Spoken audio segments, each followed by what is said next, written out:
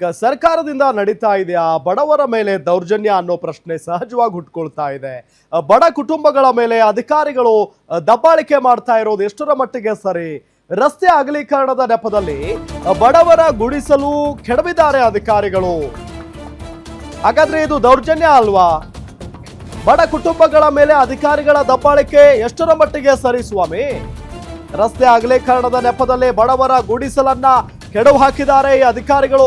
ಮತ್ತೂರಿನಲ್ಲಿ 50-60 ವರ್ಷದಿಂದ ನೆಲೆಸಿದ್ದಂತ ಕುಟುಂಬಗಳು ಈಗ ಬೀದಿ ಪಾಲಾಗಿದ್ದಾವೆ.